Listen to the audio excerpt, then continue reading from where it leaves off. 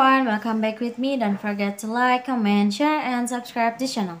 Congress demands crypto payments notification from State Department when helping Ukraine.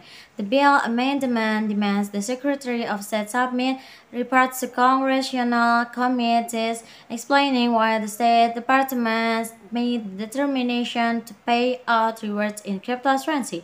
A new bill demanding a congressional notification prior to payments of United States Department of State rewards using cryptocurrencies has surfaced as Congress raises concern about the evasion of sanctions.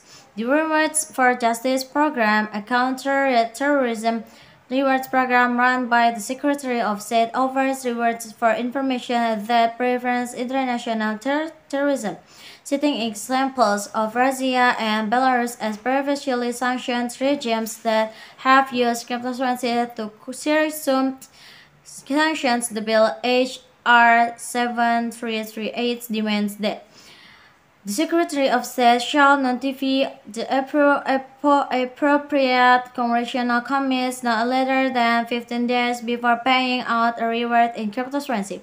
Congress highlighted the United Nations findings that 12 million Ukrainian residents would need humanitarian assistance and that cryptocurrency have been used as an effective cross-border payment tool to send millions to the Ukrainian government, Ukrainian army, and Ukrainian refugees with limited access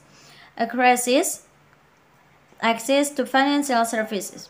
The bill amendment demands the Secretary of State submit reports to congressional committees explaining why its State Department made the decision to pay out rewards in cryptocurrency.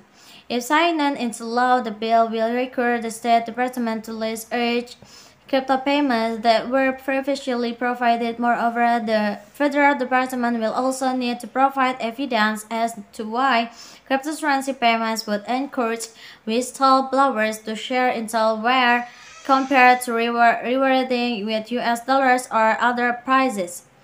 In doing so, the State Department must showcase an analysis of how crypto rewards could undermine the dollar's dominance as the global reserve currency. Following U.S. President Joe Biden's executive order on ensuring responsible development of digital assets, federal agencies joined hands in publishing a fact sheet to articulate a clear framework for responsible digital asset development. The first ever fact sheet published by the White House consists of second section, namely 1. Protection consumer, investor, and business, 2. Promoting access to safe, affordable financial services, 3. Fostering financial stability, 4. Advancing responsible innovation, 5. Reinforcing our global financial leadership and competitiveness, 6. Fighting illiquid finance, and 7. Exploring a U.S.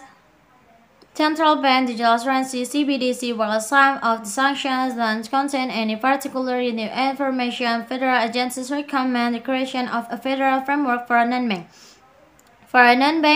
payment providers, in addition to encouraging the adoption of instant payment systems like FedNow, which is expected to launch in 2023. Route IRAs. The ideal long-term cryptocurrency investment. Considering investing in cryptocurrencies for the long run, Roth IRAs and other tax-advantageous investment vehicles are worth considering. As the cryptocurrency market matures, more governments throughout the world introduce legislation to tax proceeds from crypto-related activities, with traders often triggering taxable events that can lead to future complications. Avoiding paying taxes is illegal, but there are legal ways to dodge triggering taxable events while holding on to one's cryptocurrency holdings. Through IRAs, these are individual retirement accounts IRAs, and with a special type of tax advantage system. Using IRAs to avoid triggering taxable events with cryptocurrency investment is a strategy that has been considered for some time. With North America mining and hosting firm Compass Mining offering a solution for BTC users to mine directly to their IRS last year. Maybe that's all from me. Thank you for watching. Don't forget to like, comment, share, and subscribe to the channel. Bye bye.